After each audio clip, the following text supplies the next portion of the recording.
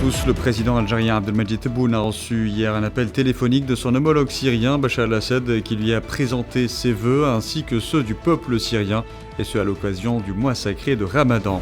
Le ministre des Affaires étrangères Ahmed Attaf a reçu un appel téléphonique de son homologue française Catherine Colonna, avec qui il a examiné les perspectives de renforcement des relations entre les deux pays. À cette occasion, Colonna a présenté ses félicitations à Attaf pour sa nomination à la tête de la diplomatie algérienne. Le président tunisien Kais Saied a démenti et vivement critiqué les allégations de l'opposition selon lesquelles il serait malade. Lors d'une rencontre avec sa première ministre Nejla Boudane au palais de Carthage, le chef de l'État a souligné que ceux qui véhiculent ce genre de rumeurs essayent de provoquer des crises.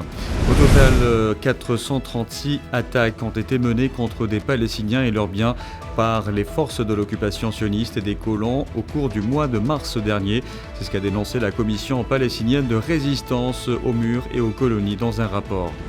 Le Conseil des droits de l'homme des Nations Unies a condamné hier les violations de l'entité sioniste dans les territoires palestiniens occupés et a souligné la nécessité de rendre justice aux victimes et instaurer une paix juste et durable.